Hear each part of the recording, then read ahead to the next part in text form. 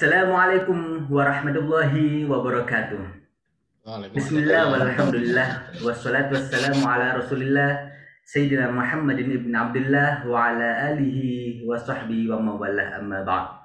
Pertama-tama marilah kita panjatkan puja dan puji syukur kehadirat Allah Subhanahu wa taala yang telah melimpahkan rahmat, taufik, hidayah dan inayahnya sehingga kita bisa bersama-sama diberi kesehatan oleh Allah untuk berkumpul di majelis yang insya Allah penuh berkah ini. Kedua kalinya salawat dan salam semoga tetap terhaturkan kepada baginda Nabi besar Muhammad Sallallahu Alaihi Wasallam dengan perjuangan yang tak kenal lelah ditunjukkan oleh beliau, para sahabat, para tabiin, para ulama, sehingga kita semua pada sore hari ini di detik ini bisa merasakan nikmatnya Islam, iman dan ihsan dalam diri kita. Semoga kita senantiasa untuk mengkonekkan daripada hati kita kepada Rasulullah Sallallahu Alaihi Wasallam bersama-sama di majelis ini sampai kapanpun, dan insya Allah kelak di hari kiamat syafaat beliau akan senantiasa menaungi kita. Amin ya rabbal alamin. Ketiga kalinya saya selaku mastering ceremony sekaligus host pada agenda sore hari ini, webinar Deki yang ketiga. Izinkanlah saya untuk membacakan susunan acara pada sore hari ini. Agenda yang pertama yaitu pembukaan, dilanjut dengan agenda yang kedua yakni sambutan oleh Direktur Dompet Al-Quran Indonesia. Kemudian dilanjutkan acara yang ketiga, acara inti kita, yakni penyampaian materi oleh Mas Dimas. Dan juga acara yang keempat, diskusi tanya jawab. Dan juga acara yang kelima, closing serta penutupan. Baik Bapak Ibu yang dirahmati oleh Allah Subhanahu wa taala, mari kita buka agenda pada sore hari ini dengan bacaan surat Al-Fatihah. Harapannya apa-apa yang kita kaji, yang kita pelajari pada sore hari ini mendapatkan berkah dan diridhai oleh Allah Subhanahu wa taala. Ala hadhihi niyyah wa ala kulli niyatin shalihah, taqabbal ya Allah bisirril Fatihah. A'udzu billahi minasyaitonir rajim. Bismillahirrahmanirrahim. Alhamdulillahi rabbil alamin arrahmanir rahim maliki yaumiddin. Iyyaka na'budu wa iyyaka nasta'in ihdinas siratal mustaqim siratal ladzina an'amta 'alaihim ghairil maghdubi 'alaihim waladdallin. Amin. Amin amin ya rabbal alamin. Semoga dengan Fatihah kita, acara kita mulai awal hingga akhir bisa berlangsung dengan lancar dan senantiasa dalam naungan ridhonya. Amin ya rabbal alamin. Baik Bapak Ibu yang dirahmati oleh Allah semuanya, tibalah kita kepada acara yang kedua yakni sambutan. Dalam hal ini akan disampaikan oleh beliau Pak Agung Heru Setiawan selaku Direktur Dompet Al-Quran Indonesia. Kepada Pak Agung, waktu dan tempat kami persilahkan.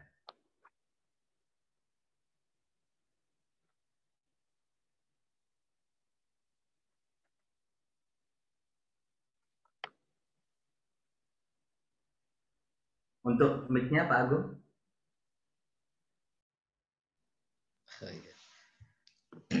Assalamualaikum warahmatullahi wabarakatuh. Waalaikumsalam warahmatullahi wabarakatuh.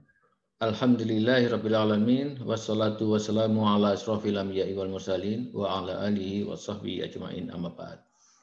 Yang kami hormati dan kami banggakan Mas Dimas Antares, saudara kami dari MCI Malang, dan juga teman-teman dari Deki, juga para donatur yang tak lihat juga ada ya sebagian hadir, dan yang tak kalah kami banggakan Mas Adi Krismas, ya. Di beliau ini juga mu'alaf, ya, Mas Adi Krismas Widiantoro. Adi Krismas. Iya, itu. Beliau ini adalah dulu mantan sekjen MCI Pusat. Alhamdulillah berkenan hadir di sore ini, ya. Dan juga seluruh teman-teman, saudara-saudara yang mungkin ada yang belum kami kenal. Di sini ada Mas Junida Ginting, ya. Kemudian ada lagi Mbak Alodia Hinanti, ya, dan semuanya. Patutlah kita bersyukur kehadirat Allah SWT pada sore ini kita bisa bersilaturahim virtual, ya, tentu ini tidak mengurangi rasa ukhuwah kita, sehingga menambah rasa optimis kita bahwa kita akan semakin kuat di dalam ukhuwah Islamiyah kita. Dan tentunya pada saudara-saudara kami yang mu'alaf, tentu ada yang beberapa merasakan puasa Ramadan, yang ada yang mungkin yang ini adalah puasa yang pertama, ada yang kedua, yang ketiga. Kalau kami, kalau saya, teman-teman mungkin yang sudah muslim sejak kecil, tentu puasanya sudah sejak kecil ya. Tentu yang teman-teman mu'alaf ini adalah mungkin puasa yang bisa dihitung. Mungkin Mas Andares ini mungkin puasa yang ke berapa Mas? 5 tahun ya? 5 kali ya? 8 insya Allah Pak. 8 ya, 8. Ya mungkin sama dengan Mas Ardi gitu ya. Mungkin Mas Ardi juga 8 kali gitu. Tentu punya pengalaman yang menarik di dalam melaksanakan ibadah puasa di bulan suci Ramadan ini. Salawat dan salam semoga tetap terlimpahkan pada junjungan kita Nabi Muhammad SAW, serta keluarga, para sahabatnya, para tabi'in, para pengikut risalahnya istiqomah sampai akhir hayat. Teman-teman sekalian, sengaja Deki melaksanakan webinar. Ini adalah webinar yang ke berapa ini? Keempat Mas ya? Keempat, dan sengaja kami menghadirkan Mas Dimas Antares agar kita punya sisi yang lain, punya segmen yang lain untuk pesertanya, untuk audiennya ya.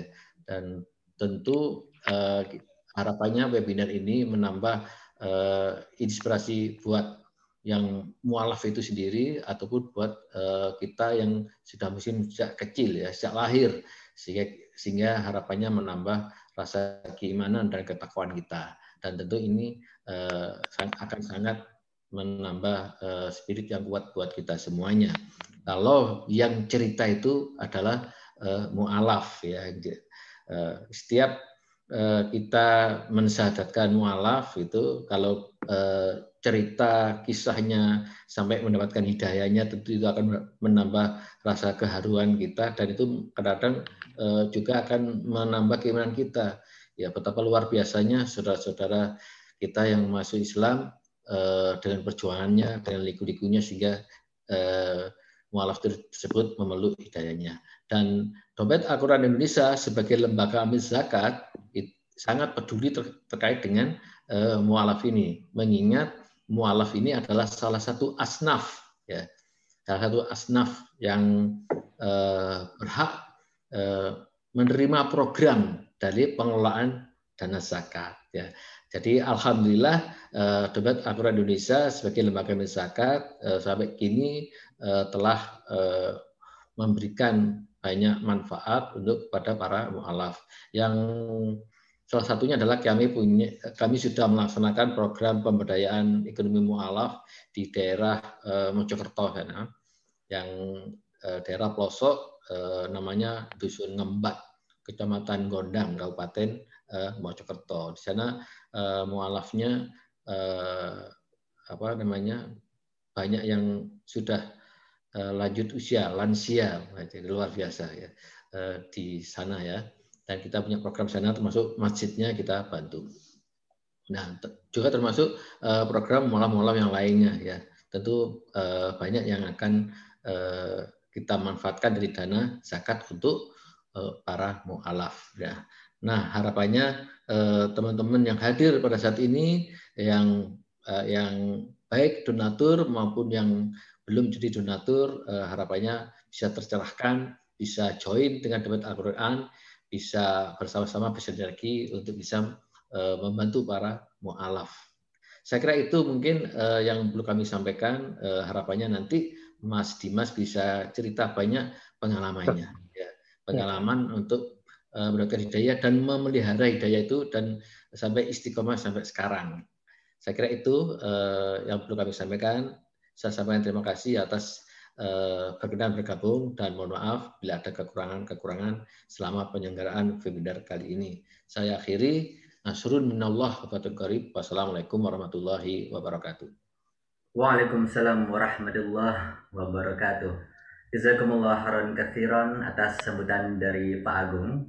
Sungguh mengena sekali Pak Agung tadi menyampaikan akan pengalaman-pengalaman beliau ketika mensyahadatkan mu'alaf sampai kepada mengelola dompet Al-Quran dengan salah satu asnaf mustahik zakat, yakni para mu'alaf. Jadi beliau juga terakhir mengajak semuanya bagi para peserta yang belum bergabung bersama-sama berkontribusi ingin membersamai para mu'alaf, kita di Dompet Al-Quran siap bersama-sama membersamai mu'alaf dengan lembaga amil zakat kami, yakni Dompet Al-Quran Indonesia. Baik Bapak Ibu yang dirahmati oleh Allah Subhanahu wa taala, tibalah kita kepada sesi webinar ketiga Dompet Al-Quran Indonesia, yakni di acara ketiga. Kita akan langsung saja kepada beliau, Mas Giovanni Dimas Antares SE selaku Mu'alaf Center Indonesia di Malang sana, akan menyampaikan sebuah tema pada sore hari ini, yakni kupelek hidayah itu. Sebagaimana kita ketahui bahwasanya hidayah itu merupakan sesuatu yang miracle, amazing, yang langka sekali gitu ya. Dan untuk mendapatkannya tentu ada kisah di balik itu.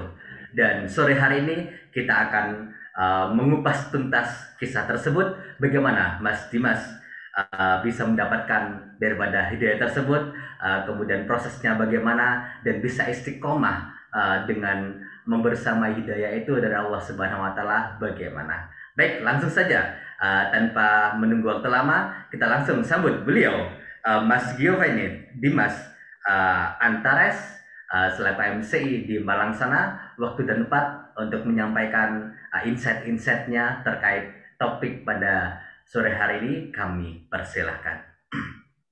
Baik, terima kasih. Assalamualaikum warahmatullahi wabarakatuh. Waalaikumsalam warahmatullahi wabarakatuh.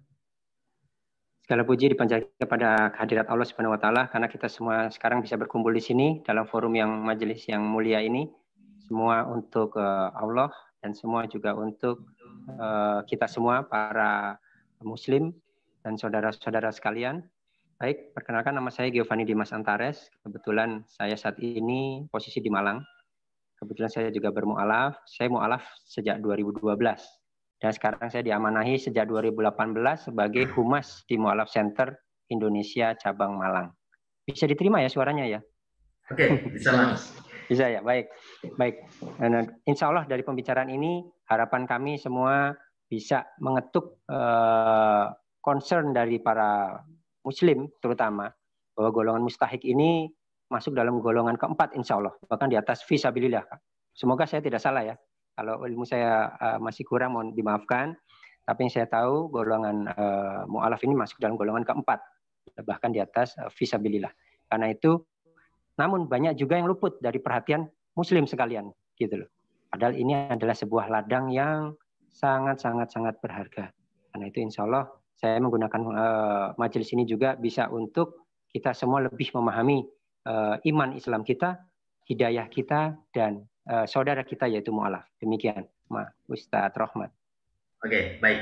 Ini langsung kita lanjutkan sebagai talk show gitu ya, Mas Dimas Antares. Siap, monggo.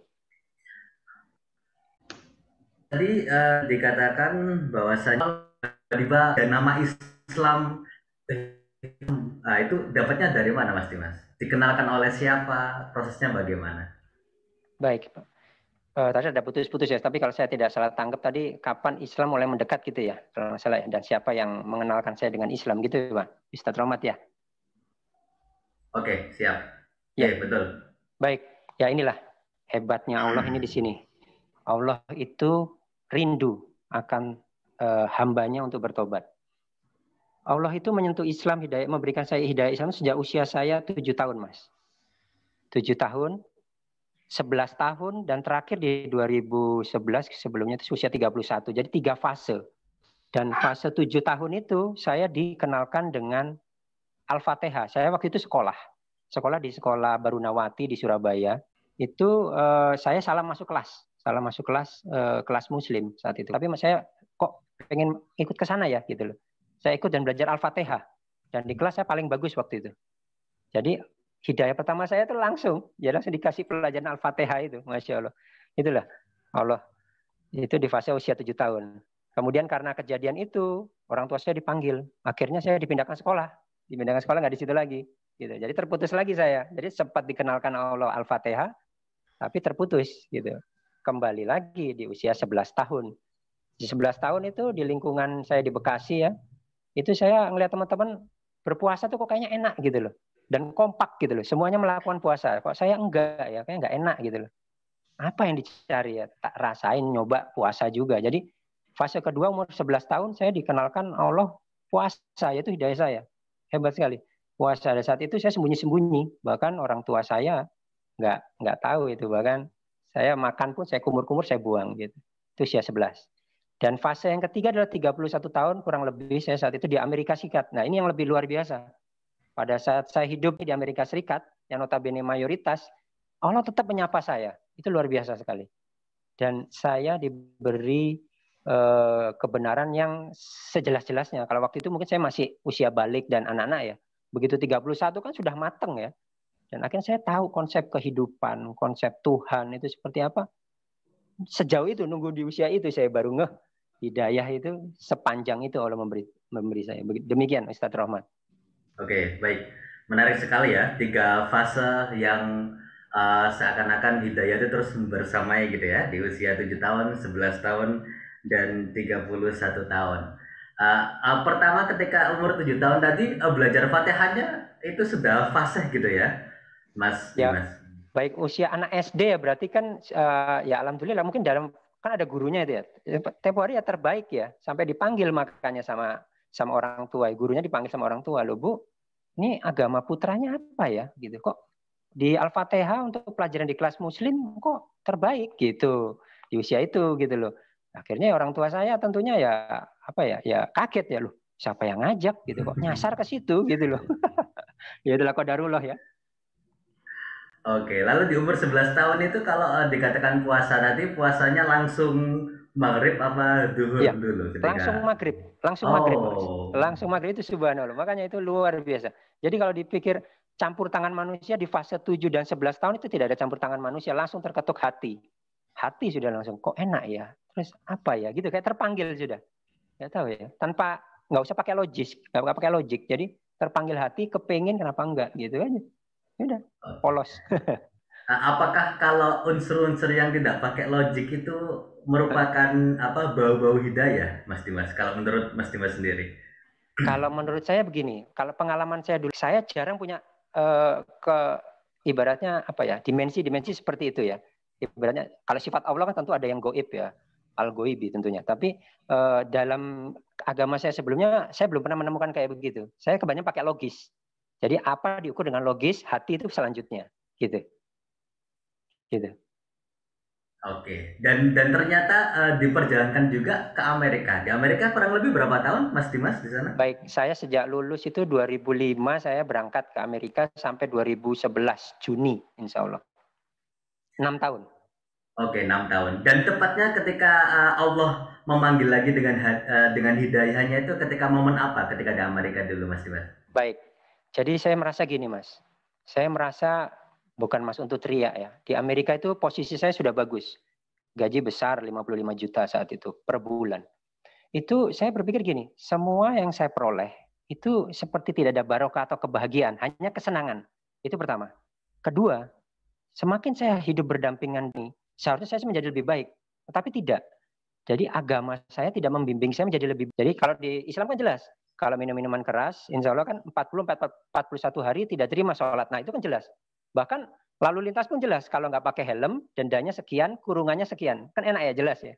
Nah disitulah saya mulai berpikir, saya kok punya agama, saya berhidup di tempat mayoritas, tapi saya tidak merasa punya rasa takut akan kebesaran Tuhan saya saat itu. Nah di situ saya mulai gamang sudah. Berarti agama saya kurang pas nih sepertinya. Itu yang bermain di logis saya dan hati saya itu seperti berdiskusi mereka. Gitu loh. Itu dia. Oke, baik, seperti itu ya. Kemudian kalau tadi dikatakan agama seperti itu, kemudian kalau kesan pertama dan sampai sekarang yang dirasakan ketika masuk Islam sendiri seperti apa, Mas Dimas? Baik, ya kesan pertama itu kayak plong, Mas. Plong, Hmm. terus terlihat jalan itu semakin jelas. Jelas dalam artian gini, kita kan hidup nggak cuma hanya di dunia. Selanjutnya jalannya itu saya semakin jelas. Perjalanan saya seperti apa. Ada alam barzah ya, ada alam akhirat itu jelas. Sedangkan dulu saya hanya dijanjikan surga. Tetapi perjalanan saya menuju surganya itu belum jelas. Nah, sejak berislam saya itu semuanya langsung jelas. Gitu loh. Jelas rasa plong, jelas dosa saya yang kemarin juga saya pasrahkan ke Allah kan katanya kalau selesai bersyahadat insya Allah semua kesalahan yang lalu dihapuskan. Tetapi kan catatan saya masih kosong nih. Nah, bagaimana caranya kekosongan yang saya tinggal 31 tahun ini, saya harus berlari mengejar kekosongan itu. Saya dapat diskon, tapi timbangan saya masih ringan. Nah, ini harus saya lomba-lomba nih, mencari memperberat timbangan saya. Jadi, pertama yang saya rasakan itu sudah memeluk, yaitu terasa plong, tapi saya harus berpikir, selanjutnya ngapain saya nih? Harus berlari saya, itu aja. Harus berlari mengejar nikmat Islam saya. Begitu, Ustadz Rohmat. Oke, baik, sungguh luar biasa sekali ya, Bapak Ibu. Jadi di sini Bapak Ibu semuanya peserta webinar Deki Zoom sore hari ini, jika nanti ada yang ingin ditanyakan, silakan bisa list pertanyaan 1 sampai 5 ya di kolom komentar Zoom juga yang nanti akan ditanyakan kepada beliau, Mas Dimasnya. Baik, kalau di kisah para sahabat ketika awal-awal As-Sabiqunal Awalun masuk Islam itu, Mas Dimas, itu ada namanya Islam sembunyi-sembunyi gitu kan, dakwah secara sembunyi-sembunyi. Nah, ketika yang dirasakan Mas Dimas sendiri sebagai mu'alaf gitu ya, ketika awal-awal syahadat masuk Islam, itu apakah ada penolakan dari kanan kiri ataukah semuanya juga sudah menerima atau bagaimana Mas Dimas ketika itu? Halo ya, Oke. sempat koneksinya hilang tadi. Baik, mungkin bisa diulangi. Oh ya, Ustadz Rahmat. tentang apa? Tentang awal-awal ketika masuk Islam, kemudian telah bersyahadat gitu kan. Nah, apakah ada dari kanan kiri, keluarga, sanak famili terdekat itu yang kontra atau tiba-tiba menerima atau bagaimana reaksinya dari keluarga dekat saat itu, Mas Dimas? Baik, jadi gini, mama saya lebih dulu masuk Islam di tahun 95 karena perceraian dengan papa saya. Sedangkan saya di 2012. Jadi rentan waktunya saya paling terakhir. Saya yang paling terakhir memeluk Islam dalam keluarga. Jadi otomatis pada saat setelah saya bersyahadat, tantangan terbesar saya hanya tinggal papa saya. Karena papa saya setelah bercerai, dia berdiri sendiri di Pandaan sini. Dia tetap masih keras gitu. Jadi tantangan terbesar saya hanya itu. Tapi saya sudah berbicara sejak saat itu, saya sudah berislam, menjadi Islam sudah. Akhirnya ya gitu, konsekuensinya ada tentunya. Saya dicoret dari warisan, terus fasilitas yang mungkin tadinya saya terima diambil lagi gitu. Jadi bahkan saya ibaratnya seperti diusir gitu. Itu konsekuensi, Ustadz. Gitu. Oke, dan seiring berjalannya waktu, kurang lebih 8 tahun ini ya, kalau tidak salah, itu perkembangannya bagaimana Mas Dimas? Baik, kalau sekarang sih papa saya sudah ya biasalah menerima perbedaan itu sudah biasa, tetapi karena dia juga sudah tua ya, tidak ada perdebatan lagi. Kalau dulu masih ada perdebatan, contohnya ngapain kamu ke Ka'bah, muter-muter keliling-keliling Ka'bah gitu. Isinya seperti itu ya orang kafir ya, karena mereka tidak tahu. Memang kalian menyembah berhala sebuah bangunan gitu saja, gitu loh. Saya tidak terlalu menanggapi yang terlalu serius karena saya juga tidak ingin berdebat. Pertama, kedua mungkin ilmu saya juga masih belum seberapa dan itu juga bapak saya, jadi ya hal-hal seperti itu. Tapi belakangan sudah tidak pernah ada lagi. Semuanya sudah tahu tujuannya masing-masing gitu loh. Sudah ya surgamu ibaratnya kayak gitu. Sudah nggak pernah lagi ada intimidasi, udah nggak ada. Oke, baik-baik. Lakum dinukum waliyadin gitu ya, sama-sama Betul. agamanya. Kemudian yang menarik juga ini ketika range 8 tahun itu 1 sampai 8 itu langkahnya mulai terbilang mudah itu di tahun-tahun keberapa Mas Dimas? Wow, ini jadi gini, Ustadz Romat, 8 tahun keislaman saya ini chapternya sangat jelas. Allah seperti halaman dalam Al-Quran itu jelas sekali. Perintah pertama yang saya lakukan adalah bacalah, berarti saya harus belajar Iqra. Itu fase 1,5 tahun awal. 1,5 tahun awal, jadi 2012 sampai 2013 akhir, khusus saya mengaji Al-Quran. Itu Iqra dan sebagainya itu, situ. Selesai itu baru selanjutnya saya saya selesai membaca Iqra, saya dapat luar biasa ya Allah ya. Karena saya rindu ya, saya dapat hadiah Ustadz. Hadiahnya tuh buat saya amazing banget. Bahkan buat saya itu keajaiban. Kenapa? Karena saya bisa berumroh dengan 0 rupiah. Itu luar biasa. Dan itu saya bersama istri saya dan saya dapat 2 kali. Di 2014 dan 2018. Jadi setelah ngaji tadi sampai 2014 Iqra, setelah itu saya umroh. Setelah berumroh, saya pulang di 2014. Saya diamanai lagi fasenya yaitu Nyun Sewu, saya nggak ingin juga ya Bismillah. Saya diamanahi oleh seorang pengusaha Kuwait. Kebetulan dia bapak tiri saya. Itu untuk membangun sebuah masjid.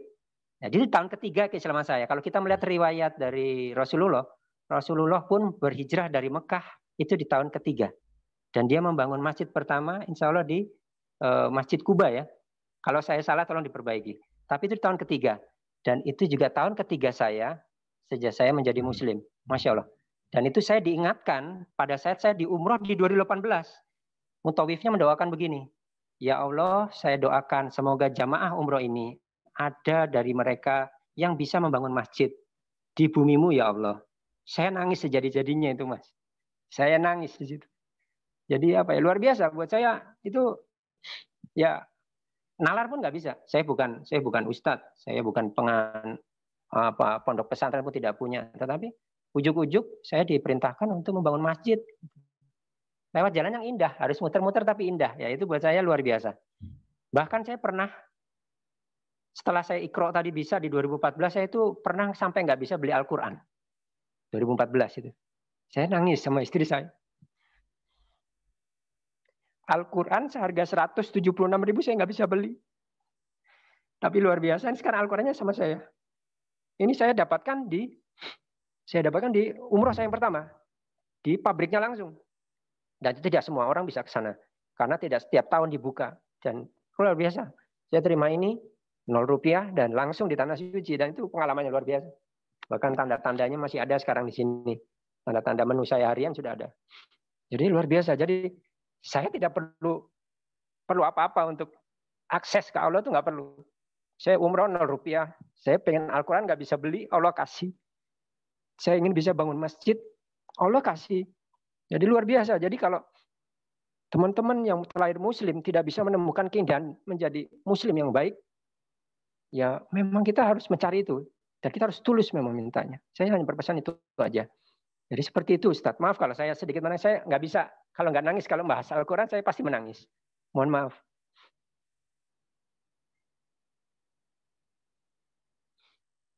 Baik, sungguh luar biasa sekali ya teman-teman semuanya tentang Iqra tadi. Terkait dengan Iqra juga, bacalah, itu tadi beliau sudah menyampaikan bahasan 2012 sampai 2014 benar-benar Iqra mendalami Al-Quran betul-betul. Mungkin ada 2 sampai 3 ayat dari Mas Dimas yang sampai sekarang dipegang betul dalam Al-Quran, sehingga ketika melihat ayat itu sungguh termotivasi gitu untuk menegakkan Islam dimanapun tempatnya. Baik, kalau untuk ayat ya, saya paling tersentuh itu sebenarnya ya termasuk ini ya, buat saya itu hidayah juga. Karena saya pernah bertanya tentang konsep Siti Maryam atau Bunda Maria saat itu. Itu yang selalu tertancap di saya itu di Ali Imran, insya Allah. Ali Imran ayat 35 sampai 37. Itu saya mengenai Isa dan sebagainya itu kan kalau di agama saya dulu nggak jelas, dalam artian dia itu Siti Maryam itu putranya siapa, anaknya siapa, itu kan kurang jelas. Tapi sejak saya mempelajari Al-Quran, yang saya cari itu dulu gitu loh, karena sebelum ada Isa itu kan pasti harus ada medianya. Nah medianya itu adalah Siti Maryam itu, Masya Allah. Jadi saya terkesan dengan Ali Imran ayat 35 sampai 37. Kemudian itu saya suka di Al-Kahfi ayat 46. Karena saya pernah minta petunjuk itu. Karena kebetulan saya belum diberi keturunan, saya minta petunjuk sama Allah. Ya Allah, kenapa saya belum diberi keturunan? Dan Allah memberikan ayat lewat Al-Quran. Tangan saya waktu itu masuk ke dalam Al-Quran gitu ya, punya wudhu. Yang keluar 46. Insya Allah artinya itu kalau tidak salah ya, bahwasanya anak-anak itu hanya perhiasan saja. Sedangkan amal kebajikan, amal kebaikan, amal soleh itu yang paling utama bagimu. Gitu. Jadi saya nggak boleh hanya konsen untuk punya dan tidak punya keturunan, tetapi amal soleh, amal kebajikan harus yang kita cari. Jadi bukan masalah punya dan tidak punya. Karena bekal dunia ya tinggal ditinggal ya Mbak Ustadz ya. Tapi kalau bekal akhirat pasti kita bawa. Itu sih. Kalau ayat itu yang nancep di saya. Sama satu lagi. Ayat itu adalah ayat saya minta juga untuk usaha tempo hari. Di tahun 2017 insya Allah. Itu juga semakin mempertebal saya. Saya resign dari BUMN. Saya pilih untuk berjualan. Karena sunahnya kan berjualan, berdagang. Saya minta sama Allah. Ya Allah, tunjukkan saya ayat untuk apa yang harus saya lakukan. Saya dapat Al-Maidah ayat 96. Di situ dibahas tentang hewan buruan laut dan hewan buruan darat. Dan saya memilih, berarti saya suruh berdagang nih. Dagangnya hewan darat apa laut? Saya pilih laut. Kalau darat kan saya harus tahu cara menyembeli, halal haramnya. Kalau ikan kan enggak. Jadi saya pilih ikan. Nah, minta petunjuk saya begitu. Gitu. Jadi seperti itu. Jadi berkomunikasi saya intensnya seperti itu. Saya pengen berdekatan dengan Al-Quran. Itu aja. Insya Allah. Oke, baik, luar biasa ya. Tadi ada beberapa ayat-ayat yang disampaikan oleh beliau, dan cuma emang bukan sekedar ayat gitu ya. Bedanya, mungkin bedanya ini orang yang mengimani dengan tidak gitu ya, atau iman tapi masih setengah-setengah. Itu sekali melihat ayat tuh kadang-kadang langsung, kok gini, balik lagi, dibaca artinya, balik-balik lagi, mantep, diaplikasikan seperti itu ya, mungkin Mas Dimas ya. Untuk apa ini menarik ya kalau sebelumnya Katolik kemudian kenal Al-Quran, yaitu membaca Al-Qurannya itu apa enggak sulit atau gimana Mas Dimas? Ketika awal-awal kemudian melatihnya itu seperti apa ya kalau dari sisi mu'alaf seperti itu? Baik. Mu'alaf terberat itu sebenarnya tantangan terberat ya termasuk yang membaca Al-Quran. Karena gini, saya momoknya saat itu adalah, ini bahasa yang nggak pernah saya dengar, nggak pernah saya tahu, bahkan hurufnya seperti itu. Apa bisa ya Allah? Itu aja. Kayak mu'alaf itu kan seperti terlahir seperti bayi ya. Jadi namanya bayi itu kan pasti kadang pertanyaan-pertanyaan konyol-konyol ya sama orang tuanya. Coba kadang-kadang Pak itu apa, Ma itu apa. Nah sama. Cuman pertanyaan itu saya ke Allah. Jadi saya bertanya, ya Allah mampu tak? Gitu. Jadi gitu aja. Habis itu ya itu doa mungkin ya.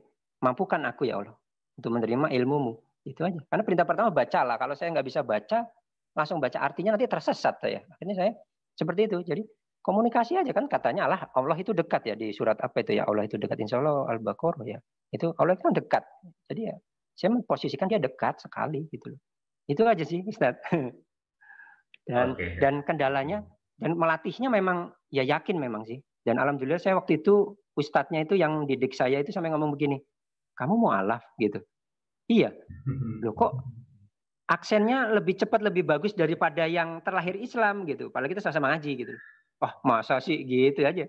Saya nggak pengen berbesar, tapi saya mensyukuri akhirnya. Doa saya diijabah. Itu aja udah. Itu saja. Jadi yakin Allah akan mampukan kita. Itu aja. Bismillah. Oke, luar biasa.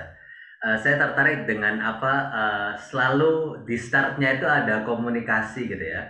Seakan-akan Allah itu hadir di depan, diajak komunikasi, minta tolong. Yaitu yang menanamkan seperti itu siapa awal-awal dan ketika membiasakannya rasanya seperti apa Mas Dimas?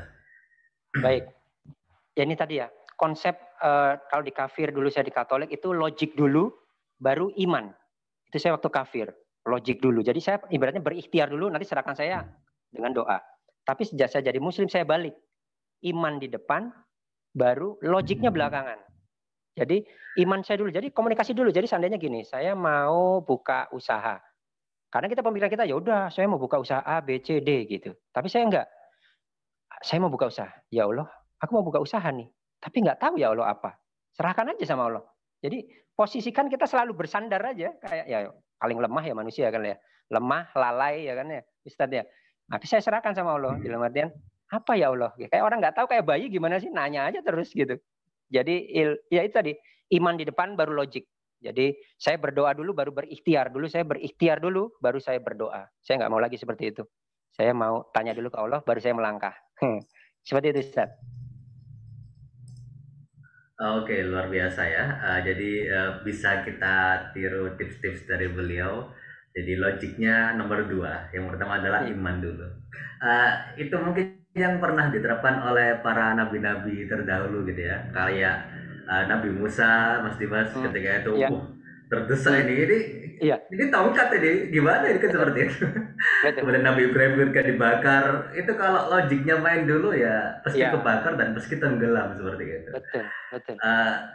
Cuma kemudian pertanyaannya mungkin adalah ketika kita sudah Bismillah nih, mendahulukan iman gitu ya, mendahulukan iman, ternyata di sana masih ada yang membuat ragu kanan kiri dan lain-lain, itu biar mengokohkan, oke, Bismillah, ini pilihannya, ini yang Allah tunjukkan, mantap. Nah itu biar mantapnya semakin terukir, itu seperti apa, Mas Dimas? Kalau dari pengalaman Mas Dimas sendiri. Baik, biar nancep gitu ya, ibaratnya kita sudah melangkah nih untuk mengedepankan Allah di depan ya. Ya, saya sih, kalau saya ya, alhamdulillah tidak pernah seperti itu. Tetapi kalau saya untuk menancapkan, sebenarnya saya kembalikan ke Al-Quran, Mas. Karena setiap saya melangkah, saya ragu, saya langsung tanyanya di ayat Al-Quran ini. Dan pasti Allah tunjukkan. Tinggal gimana kita komunikasinya. Contohnya gini, ya Allah, saya minta petunjuk untuk umpamanya hajat A ya. Seandainya kita rada lagu nih, kalau minta sekali, minta aja petunjuk. Ya Allah, tunjukkan ayatmu 3 kali. Nanti mana yang paling pas, itu tidak akan salah. Karena jelas kan kita kembalikan kepada Al-Quran. Dan setelah tadi perintah bacalah, hidup kita ini kan seperti membaca, Mas Ustadz. Jadi seperti membaca dari halaman 1, 2, seperti membaca. Nah, jadi Al-Quran itu seperti chapter hidup kita sebenarnya. Seperti halaman sebenarnya. Jadi kalau kita mau sesuaikan hidup kita ya di halaman juz, ayat, dan surat ini. Gitu loh. Kalau kita pasrahkan ke situ ya pasti ya. Al-Quran kan adalah jalan petunjuk dan obat. Jadi ya pasti di situ jalan petunjuknya. Saya nggak akan punya ragu lagi. Gitu. Dan hasilnya luar biasa, pasti berlipat. Kalau dikatakan Al-Quran itu mujizat, menurut Mas Dimas sendiri, mujizatnya Al-Quran itu dari sisi mananya kalau menurut pandangan Mas Dimas? Baik, mujizat terbesar Al-Quran ini buat saya ini adalah terbesar, kan banyak nih. Saya waktu di kafir itu suka membandingkan mujizat yang dipunya Nabi Isa dengan Nabi Muhammad gitu kan. Tapi yang paling saya suka adalah Al-Quran, kemurniannya ini dijaga sama Allah. Jadi tidak ada titik koma apapun, revisi itu dijaga dari pertama kali turun. Sedangkan kalau di kitab saya sebelumnya sudah ada perubahan-perubahan itu. Jadi terkadang di Alkitab yang edisi tahun 80 dengan edisi sekarang itu kalau kita cari perbedaannya ada. Nah kalau Al-Quran dijaga oleh Allah. Jadi tidak ada keraguan sedikit pun. Nah itu mukjizat terbesar. Dan dia satu-satunya kitab yang bisa dihafal. Sedangkan di agama saya sebelumnya, sepintar-pintarnya di agama saya sebelumnya tidak ada yang bisa menghafal. Itu yang luar biasa. Itu mukjizat terbesar. Jadi itu. Oke ya, luar biasa sekali tentang Al-Quran. Dan mungkin tentang Al-Quran terakhir ini Mas Dimas. Kita kadang kesulitan nih orang Indonesia, kalau Al-Quran kan bahasa Arab, kita kan orang Indonesia, pakai Indonesia. Itu mungkin ada tips-tips dari Mas Dimas agar Al-Quran yang kita baca itu bisa ngena, karena itu baca artinya, atau bagaimana kalau Mas Dimas biasanya ketika menerapkan ayat-ayat Al-Quran seperti itu? Untuk menerapkan itu ya, berarti kuncinya sebenarnya ini Mas. Semua itu kan ada keterikatan ya, karena keistiqomahan. Jadi mungkin kalau seandainya belum ada, berarti belum bisa terkonek dengan klik dengan Al-Quran, berarti harus diluruskan lagi niatnya. Terus bacanya diajak istiqomahkan. Jadi supaya nanti intens kontaknya itu akan jadi sensitif kita. Terima signal dari Al-Quran ini sensitif. Jadi bahkan Mas, kalau kita mau peka ya, namanya juga konsep khusyuk ya. Konsep khusyuk ini mau peka, kita ngeliat sesuatu itu bisa jadi ayat sebenarnya. Contoh, seandainya kita ngeliat sapi nih, sapi bisa jadi ayat. Ayatnya apa? Surat Al-Baqarah kan sapi betina apa jantan ya? Maaf, di Al-Baqarah itu. Nah, sapi itu kan kalau di jalan tol ya, seandainya jalan tol ada mobil kencang lewat, cus, gitu. Dia kan tidak bergeming, ya kan? Tidak peduli dengan hiruk pikuk. Yang hanya dia pikirkan apa? Hanya masalah perut. Nah, itulah kenapa manusia itu terkadang hanya mementingkan urusan perut, tetapi yang lain tidak dipedulikan. Jadi kalau kita mau peduli dengan Al-Quran, dekat dengan Al-Quran, maka dia akan lebih mendekat ke kita, lebih sensitif, lebih ngena lah ibaratnya gitu. Jadi semua karena intensitas. Itu aja sih. Kalau saya begitu, yakin dengan itu. Oke, baik, selalu connect dan selalu intens gitu ya dengan Al-Quran. Kemudian di sini karena teman-teman sini ada beberapa audiens yang amil kebetulan, Mas Dimas. Itu misal Oh, teman-teman di sini tuh yang ambil di daerahnya atau mungkin ada tugas gitu kan. Ini mm-mm. tugas membimbing daripada mualaf. Nah, itu kira-kira kalau ada tugas seperti itu yang kita bimbingkan itu apanya dulu di awal-awal Mas untuk menguatkan mereka pada keislaman ini. Baik. Kalau dari kami biasanya yang pertama itu kita harus jangan langsung ilmu. Emang ilmu sholat iya, tetapi kita harus mendengar dulu. Kalau kita langsung sharing ilmu, dia berat. Karena kenapa? Yang harus kita lakukan pertama adalah mendengarkan dulu. Mendengar keluh kesah mereka, psikologis mereka. Itu yang harus kita dengar. Sebelum kita mentransfer ilmu.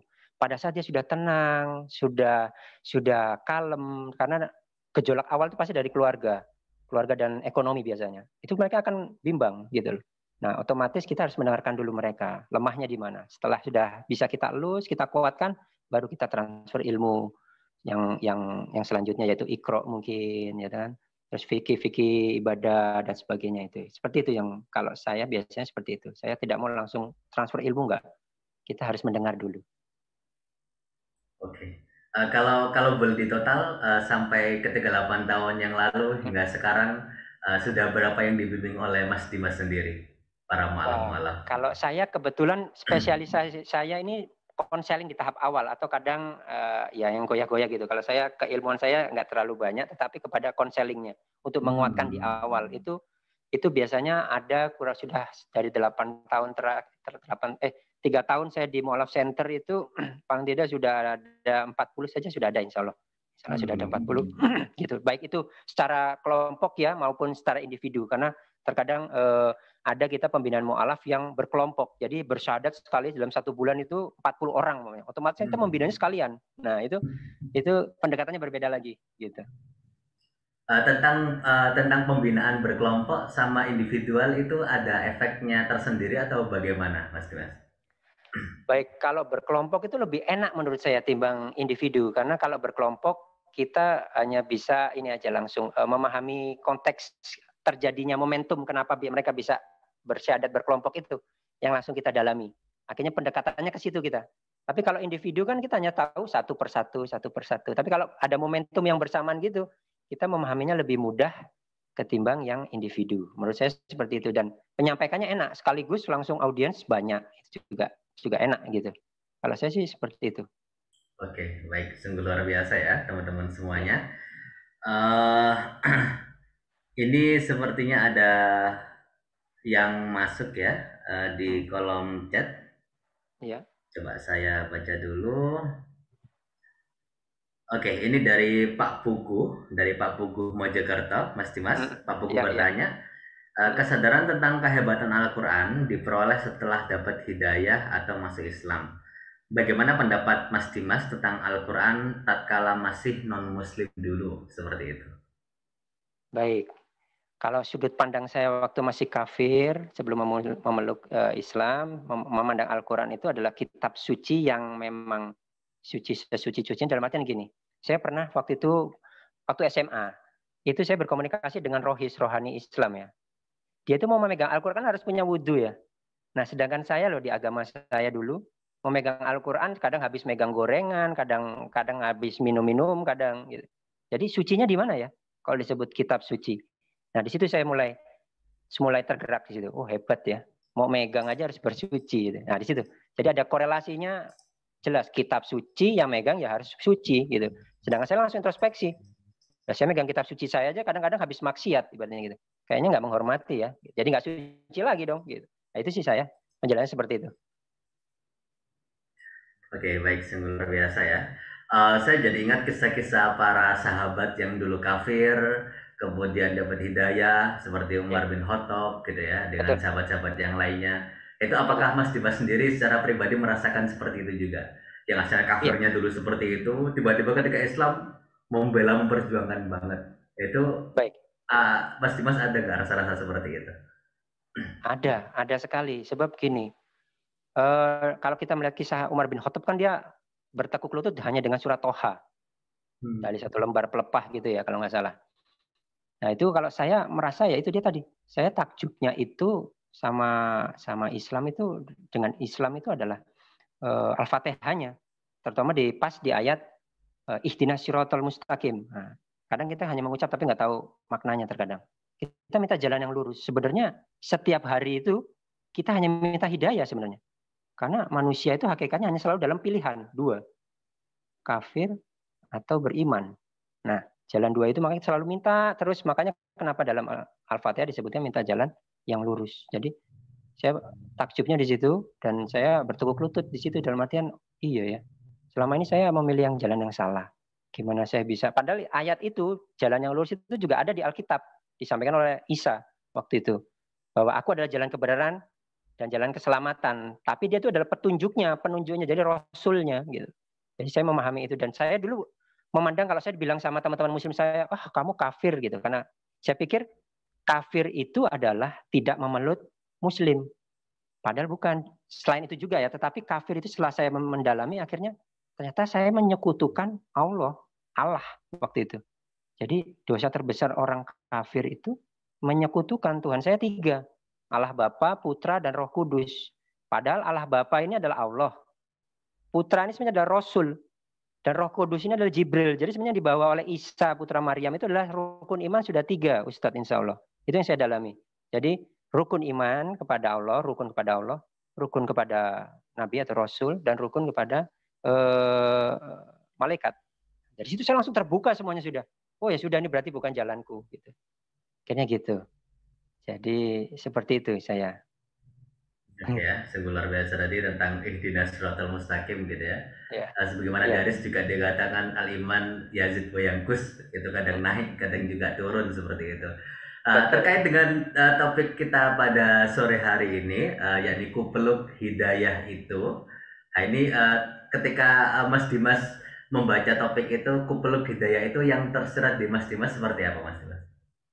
Jangan ada dilepas. Kupeluk hidayah dan itu. Okay. Jangan terlepas, jangan dilepas. Dan ya muqallibal qulub, Allah Maha membolak-balikkan. Terkadang ada yang terakhir soleh, di belakang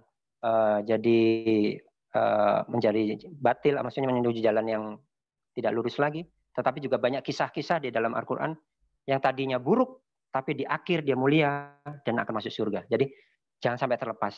Dan hidayah kita dalam setiap Al-Fatihah itu yang harus dijaga terus. Karena itu adalah harta yang paling luas. Sebelum menerima anugerah yang lain adalah hidayah dulu. Karena dengan hidayah kita akan dipahamkan tentang dinul Islam, insya Allah. Begitu, Ustaz. Oke. Secara makna bebas itu ya. Menurut Mas Dimas sendiri, hidayah itu apa makna bebasnya, Mas Dimas? Makna bebas saya sebagai fakir ilmu juga, buat saya itu hidayah itu kita bertekuk lutut, hati kita dilembutkan untuk menerima kebenaran, untuk mencapai jalan keselamatan. Jadi hati saya dibuat lembut, bertekuk lutut, berserah, pasrah untuk menerima kebenaran. Kebenaran itu adalah Islam, karena hanya satu-satunya konsep dalam agama yang Tuhannya hanya satu. Agama manapun konsepnya pasti lebih dari satu. Ya, jadi seperti itu, Ustadz. Jadi ya itu dia, luar biasa, Masya Allah. La ilaha illallah. Keren ya, la ilaha illallah, kupeluk hidayah. Dan Mas Dimas sendiri meyakini bahwasanya tiap detik itu kita pasti di kanan kiri ada hidayah Allah yang menghampiri, Mas Dimas? Iya, betul. Benar, setiap detik. Setiap apa yang kita lihat itu sebenarnya ayat. Cuman tinggal kita mau nggak peka. Setiap apapun itu, momentum itu sebenarnya ayat, Mas. Kita mau melihat apa, terkadang saya pernah dapat petunjuk itu malah dari celotehan anak kecil. Waktu itu saya juga lagi buntu gitu, ternyata dari celotehan anak kecil saya langsung ingat kepada ayat loh. Gitu langsung. Jadi Allah kan bisa menggerakkan instrumen alam semesta ya untuk menyampaikan pesannya, nggak hanya di kitab yang tertulis, tapi kan kitab Allah kan ada yang tidak tertulis, yaitu alam semesta. Alam semesta itu bumi, ya kan, angin, tumbuhan, makhluk yang lain. Jadi itu saya seperti itu. Dulu saya tidak seperti ini, nggak tahu ini. Masya Allah. Oke, luar biasa ya.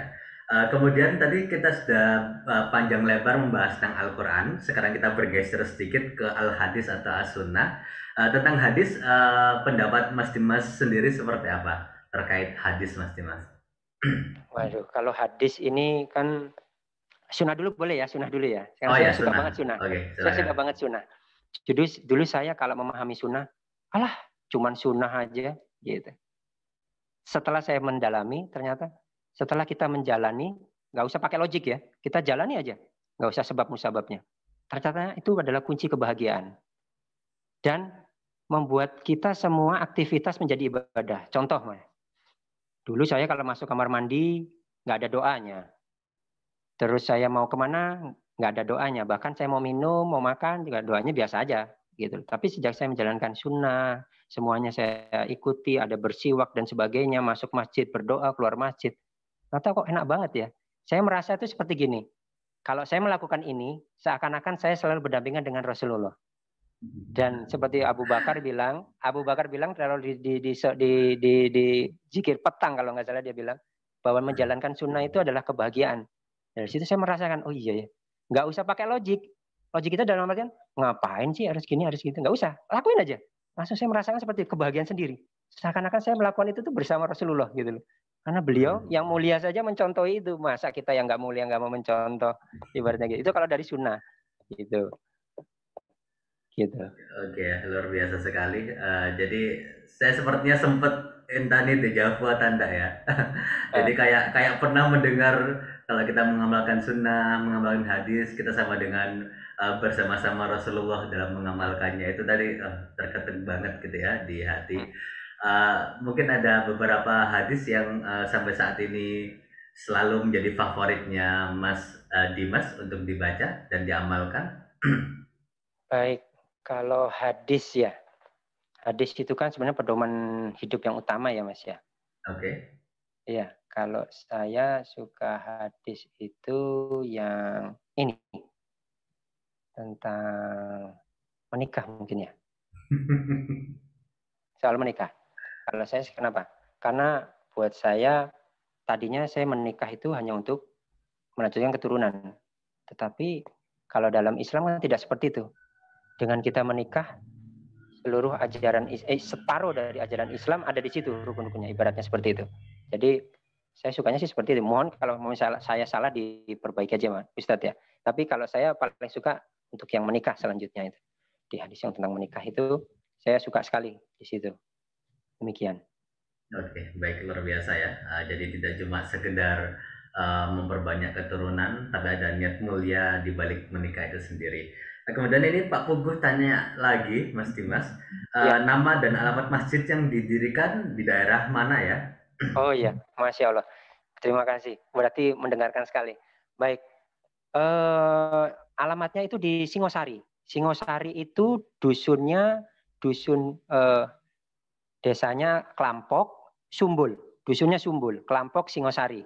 Itu 7 kilometer ke arah barat dari Pasar Singosari.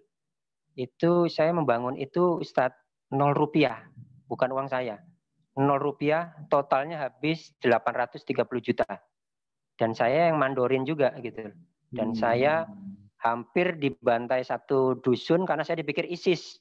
Karena kok bangun masjid cepet bener. Sudah gitu ada masjid di bawah yang jaraknya 1 kilo itu belum kelar-kelar dari tahun 2015 ibaratnya kayak gitu. Jadi mereka sempat memblokir saya. Dipikir saya ISIS. Dan lagi-lagi saya takut waktu itu ya. Saya sudah di padang parang gini, dipikir ISIS, waktu itu mau ngecor atap. Nah itu. Saya sampai cuman berdoa aja sama Allah, ya Allah. Ya saya bilang, ya Allah ini bumimu, saya bilang kayak gitu. Kalau engkau berkehendak, kun fayakun. Saya cuman gitu aja. Akhirnya saya cuman menghadapi dan mereka langsung dilembutkan gitu aja. Kayak apa ya? Ya Allah ya, kun fayakun gitu loh.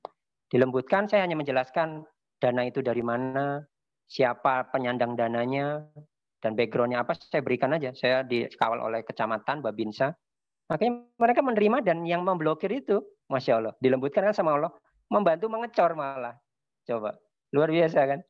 Jadi kalau mungkin Pak Puguh nanti itu bisa nanti saya kasih alamatnya atau Sherlocknya juga mungkin bisa. Dan sampai sekarang lagi TPQ-nya sudah jadi 3 kelas. Harapan saya bisa jadi tahfiz nanti.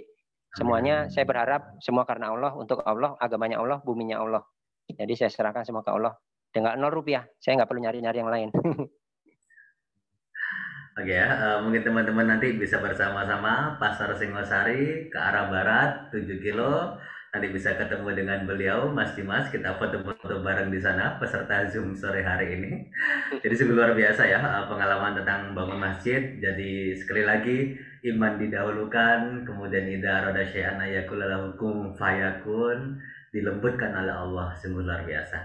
Baik, ini sudah menunjukkan waktu 16.41. Mungkin ke pertanyaan kembali lagi ya ke topik-topik yang telah kita bahas, jadi tentang hidayah.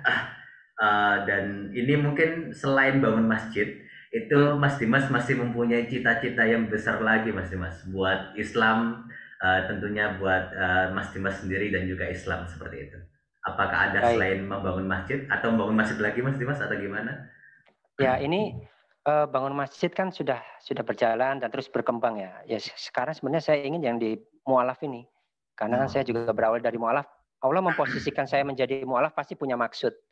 Dan saya berharap ini shelter untuk mualaf Center Malang, untuk yang ikhwan sudah, yang akhwat belum. Harapan saya ke depan saya bisa, kami mualaf Center Malang bisa memiliki untuk shelternya. Jadi situ untuk tempat tinggal kami juga bisa untuk sementara ya, dalam artian sampai dia kuat itu bisa, pembinaan juga di situ. Itu kami baru ada di untuk ikhwannya, akhwatnya masih belum. Nah, impian saya sih selanjutnya itu. Selanjutnya juga pengen berhaji ya. Kalau umroh kan sudah, pengennya berhaji gitu. Sama bisa berwakaf lagi lah kalau bisa gitu. Sama manfaat lagi lah lebih luas. Sebab badan saya ini kalau kita sholat duha kan minta sendi-sendinya supaya bisa menerima rahmat lebih luas lagi. Rahmatan lil alamin. Makanya itu saya mintanya seperti itu, Ustaz. Mohon diaminkan ya. Karena saya percaya, saya punya konsep satu doa. Semoga bisa dipraktekkan. Kalau saya konsep doa saya seperti ini. Kita ini kan penghuni surga sebenarnya hakikatnya. Dari alam roh kita sudah di tempat yang baik itu mulia. Namanya penghuni surga itu hanya untuk dimanja dan disenangkan. Kalau saya berdoa ke Allah itu selalu minta di depannya adalah kata hadiah.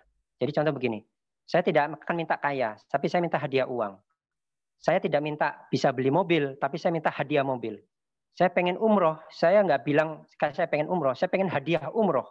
Dengan begitu, maka hidup kita akan selalu dihadiahi. Karena namanya hadiah kan pasti nggak bisa nolak pertama. Kedua, kita tidak akan keluar apa-apa. Nah itu saya pakai terus dalam berfungsi ya. Coba tolong kalau seandainya mungkin ada yang mau mempraktekkan, membuktikan, monggo silakan. Tetapi saya sudah mempraktekkan dan Masya Allah luar biasa. Jadi saya selalu kata depan doa saya adalah minta hadiah. Minta anak pun saya minta hadiah. Keturunan, bukan minta keturunan. Itu aja sih, hadiah, hadiah, hadiah. Jadi hidup kita ini hadiah. Itu aja sih. Oke, sungguh luar biasa ya. Jadi bisa diterapkan oleh teman-teman semuanya yang berada di Zoom kali ini. Jadi kalau minta ke Allah, minta hadiahnya gitu ya. Jadi soft permintaan gitu ya. Jangan langsung to the point. Jadi biar agak mesraan sedikit gitu ya.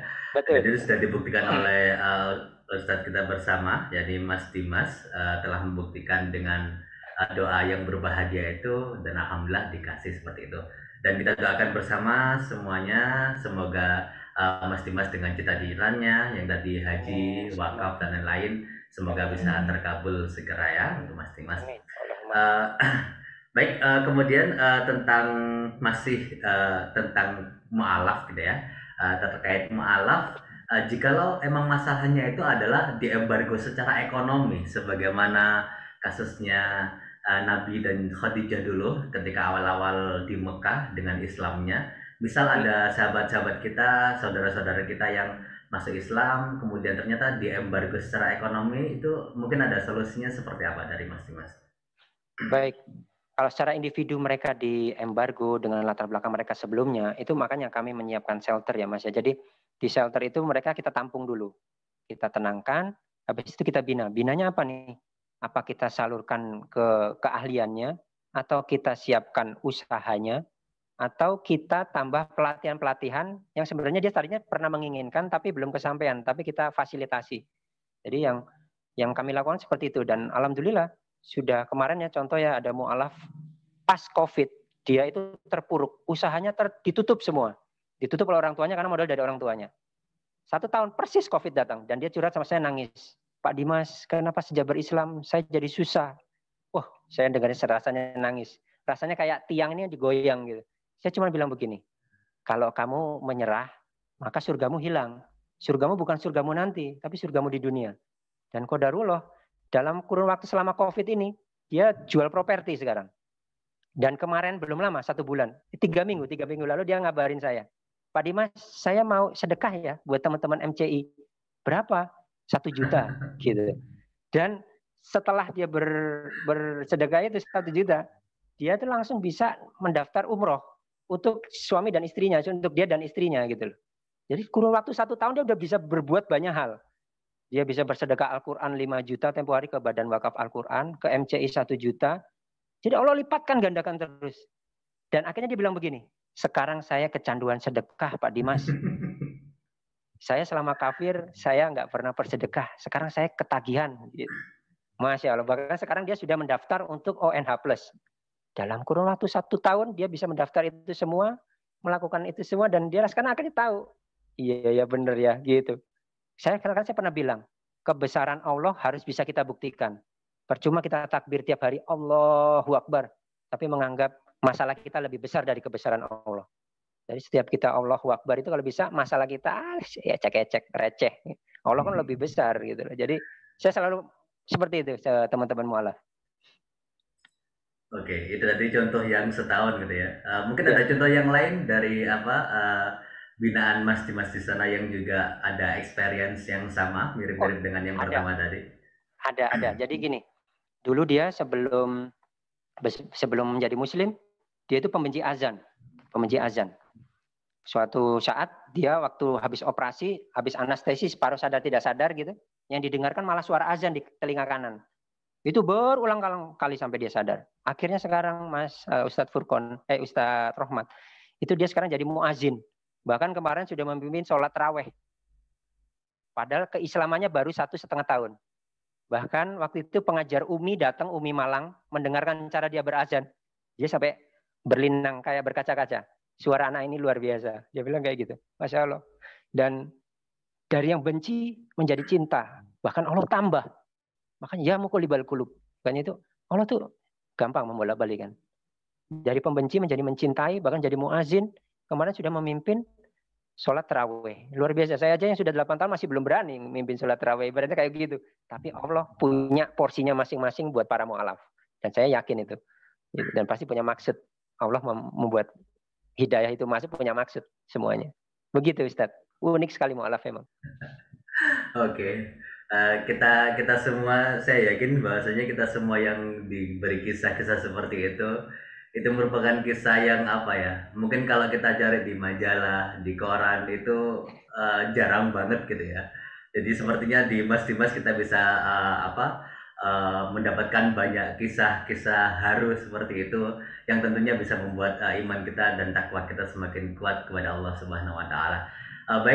Kemudian mungkin tentang sebagai musyrik gitu ya, sebagai pembina yang mendampingi teman-teman mualaf di sana, itu nilai kepuasan yang Mas Dimas rasakan itu seperti apa Mas Dimas? Ketika melihat mereka bisa sholat mungkin atau bisa baca Al-Quran atau bagaimana? Iya, jadi pada saat mereka bisa melalui masa paling lemahnya dia sejak dia meninggalkan yang lalu, dan dia bisa berdiri dengan iman Islam yang baru, baik itu mulai dari bacaan sholatnya dan sebagainya, itu kebahagiaannya luar biasa Ustadz. Jadi seperti apa ya? Terkadang malah bahkan istri saya suka bilang begini, kok kamu terlalu banyak porsinya ngurusin mualaf ya terkadang timbang keluargamu sendiri. Terkadang seperti itu seandainya gitu. Tapi karena kecintaan itu kadang meninggalkan aja itu rasanya berat, karena terkadang kita meninggalkan mereka itu kondisinya paling lemahnya mereka. Sebab selemah-lemahnya seorang hamba itu kan pada saat dia sudah menyerahkan semuanya, bahkan keyakinannya kepada keyakinan yang baru.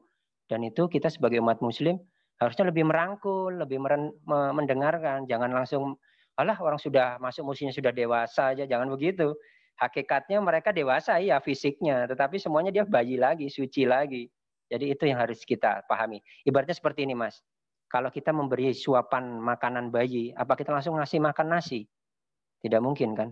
Dari ASI dulu yang paling lembut, selalu ke bubur, baru ke nasi, baru yang lain-lainnya. Begitu juga memahami mu'alaf. Jadi jangan lihat tampilannya, tapi pakai hati. Jangan hanya santuni, tapi cintai. Itu sih kalau dari saya. Oke, sungguh luar biasa ya teman-teman semuanya. Baik, bagi Bapak Ibu, waktu sudah 16.51 kurang beberapa menit lagi. Jika ada pertanyaan, 1-2 pertanyaan kami persilakan untuk bertanya di kolom Zoom chat ya. Sebelum kita nanti akhiri sesi pada sore hari ini. Baik, tentang pertanyaan kemudian tentang sumbangsi kita sebagai umat Muslim, baik itu umat Muslim yang sejak awal sudah Islam ataupun yang mualaf yang sudah kuat, itu kita sebagai memandang daripada saudara-saudara kita yang mualaf itu untuk bisa membantunya itu paling tidak effort yang kita lakukan seperti apa, Mas, kepada saudara-saudara kita yang baru mualaf. Baik. Ya, kalau saya sih biasanya kalau teman-teman yang kadang banyak yang pengen jadi relawan juga ya di kami ya. Tapi sebelum mereka ingin menyumbangsikan sesuatu itu paling tidak mereka harus memahami dulu siapa yang ingin dia bantu. Nah, otomatis dia harus mengetahui mualaf itu apa dan sebagainya. Tapi sumbangsi yang paling kecil sebenarnya itu hanya mendengarkan saja mereka bercerita dulu, Mas. Kita menyempatkan waktu duduk bersama mereka, mendengarkan, memahami mereka, baru nanti kita bisa untuk yang lainnya, untuk yang lebih lanjut ya. Kebanyakan kita tidak butuh orang pintar untuk memahami mereka, tapi kita hanya membutuhkan orang yang kober. Jadi bukan membutuhkan orang yang pintar, tapi hanya membutuhkan orang yang kober. Kober apanya? Kober hatinya, kober waktunya, kober sedia juga. Gitu. Jadi seperti itu sih kalau saya ya. Jadi nggak usah yang luas-luas dulu, yang besar-besar. Yang kecil hanya mendengarkan. Gitu saja dulu. Oke, baik. Jadi teman-teman semuanya bisa jadi bekal ya apa yang disampaikan oleh Mas Dimas pada segmen sore hari ini. Dan mungkin ini yang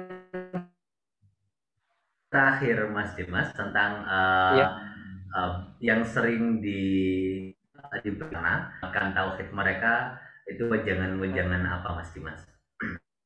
Oh, baik. Wejangan-wejangan buat mualaf yang baru ya, Mas ya. Iya. Halo. Ya, baik. Baik, kalau pesan saya bagi teman-teman mualaf yang baru maupun yang mungkin juga masih belum sama sekali, buat saya sarannya adalah tetap aja istiqomah. Karena tetap saya bertahan dalam keistiqomahan. Karena kenapa? Keimanan seseorang itu akan diuji oleh Allah. Jadi setelah kita beriman dengan bersyahadat, maka Allah akan menguji kita dengan segala ujian. Jadi cukup yakin akan iman kita itu kepada Allah, dan kesabaran pasti akan mendapatkan hasilnya. Jadi kesabaran, buah dari kesabaran kita itu pasti akan berbuah hasil. Itu dia tadi, hanya bertahan dengan iman. Iman Islam dalam istiqomah. Itu saja sih teman-teman, dan semoga iman yang sudah dipegang ini jangan sampai terlepas, apalagi dilepaskan. Karena saya juga belakangan juga menerima kabar, juga banyak masukan-masukan. Belakangan juga ada orang-orang yang lebih banyak ke arah murtad juga. Bahkan ada aliran-aliran agama yang baru. Itu aja sih. Itu aja Ustadz.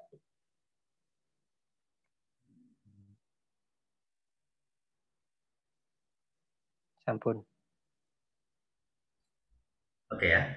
Oke, seperti itu teman-teman semuanya, tidak terasa 1 jam kita sudah talk show dengan beliau, Mas Dimas Antares, dan kita akhiri sesi pada sore hari ini webinar Deki dengan beliau Mas Dimas Antares dengan mungkin closing statement ya, Mas Dimas, 1 menit untuk closing statement agar mungkin teman-teman mualaf di sini semakin kuat akidahnya, kemudian semakin menginspirasi keislamannya dan semakin kokoh daripada pijakannya, sehingga hidayah Allah selalu menyertai teman-teman mualaf dan semua yang ada di sini. 1 menit untuk closing statement, kami persilakan. Baik, terima kasih.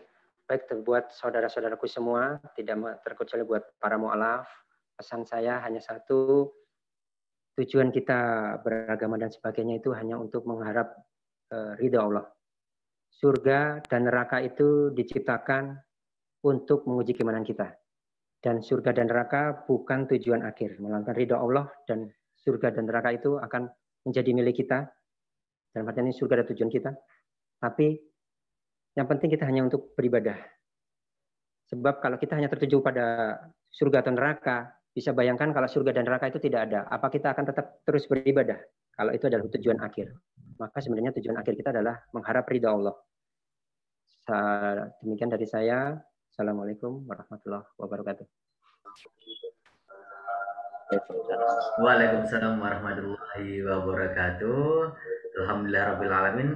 Terima kasih. Jadi teman-teman semuanya, Bapak Ibu hadirin yang telah hadir di webinar Deki series 3 kali ini. Pastinya tibalah kita di ujung acara, yakni closing atau penutup dengan doa. Mari kita tutup sama-sama forum kita, webinar kita pada sore hari ini dengan bacaan Alhamdulillahirrahmanirrahim. Semoga apa-apa yang oleh Mas Dimas dengan ilmunya dan apa-apa yang telah dikisahkan oleh Mas Dimas di kesempatan sore hari ini bisa menjadi inspirasi kita, bisa menjadikan iman kita semakin bertambah, kita semakin bertambah dan semakin dekat dengan hidayah Allah Subhanahu wa taala tiap harinya. Amin ya rabbal alamin. Kita tutup sesi sore hari ini dengan bacaan alhamdulillah bersama-sama. Alhamdulillahirabbil alamin, dan juga kita akhiri dengan bacaan doa kafaratul majelis. Subhanakallahumma wa bihamdika asyhadu an la ilaha illa anta astaghfiruka wa atubu ilaik. Terima kasih Mas. Baik, terima kasih Mas kami Dimas, sampaikan. terima kasih, Mas. Saya selaku Mas Dimas, jazakumullah khairan katsir atas rawuhnya pada sore hari ini webinar Diki. Terima kasih, bisa manfaat, semoga bisa terus berkelanjutan. Insyaallah, Semoga kita Mas. semua istiqomah. Nggih. Insyaallah ketemu lagi nanti Mas ya. Ya, nggih, Pak. Monggo Nggih, hati-hati. Nggih. Assalamualaikum. Amin. Terima kasih dan semuanya. Silakan bisa persiapan untuk buka puasa jam 5 kali ini di tempatnya masing-masing. Kami sampaikan moderator pada event Zoom kali ini. Mohon undur diri apabila ada salah kami minta. Wallahul muwaffiq ila aqwamit thoriq. Wassalamualaikum warahmatullahi wabarakatuh.